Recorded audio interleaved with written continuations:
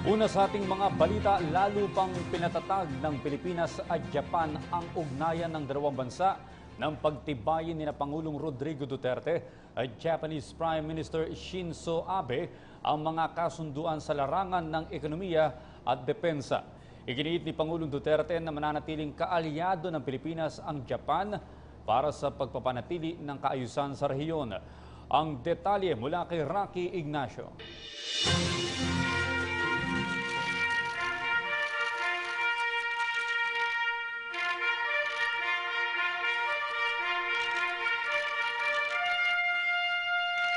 Pinalakas pa ng Pilipinas at Japan ang relasyon sa larangan ng defense at ekonomiya. Nagharap sina Pangulong Rodrigo Duterte at Prime Minister Shinzo Abe kaugnay na rin ang 3 araw na official visit ng Pangulo. Malugod ang pagtanggap kay Pangulong Duterte at delegasyon ng pamahalaan ng Japan sa harap na rin ng ika-60 anibersaryo ng diplomatikong relasyon ng dalawang bansa.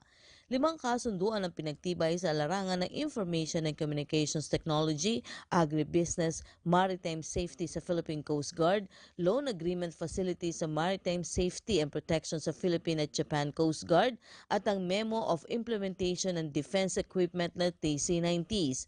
Sa joint statement ng dalawang leader, tiniyak ng mga ito ang mas matibay na tulungan para tiyakin ang kapayapaan at seguridad sa rehiyon.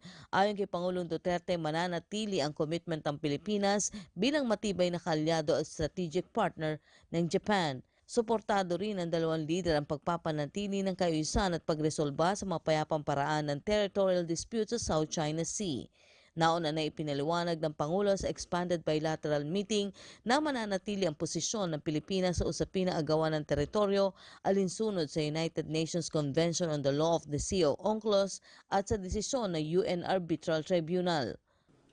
The Philippines will continue to work closely with Japan on issues of common concern in the region and uphold the shared values of democracy, adherence to the rule of law, and the peaceful settlement of disputes, including the South China Sea.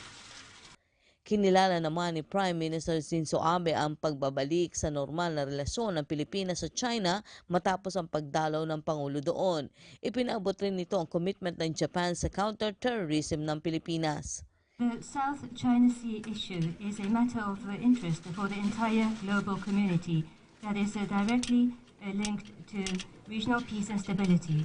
With regard to the arbitration award, we have confirmed the importance of peaceful resolution of maritime disputes, such as resolution in compliance with UN Convention on the Law of the Sea, amongst others, without resorting to the threat or use of force. Itinuring rin ng Pangulo na malapit na kaibigan ng Pilipinas at Japan. Pinasalamatan nito ang Japan dahil sa tulong sa panahon ng pangangailangan at bilang recipient ng Official Development Assistance o ODA.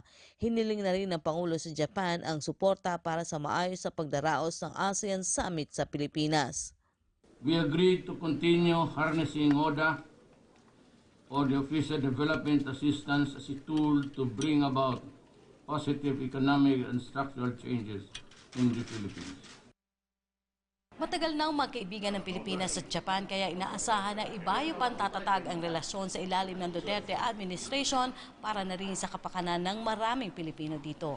Para sa PTV News, Rocky Ignacio, Tokyo, Japan.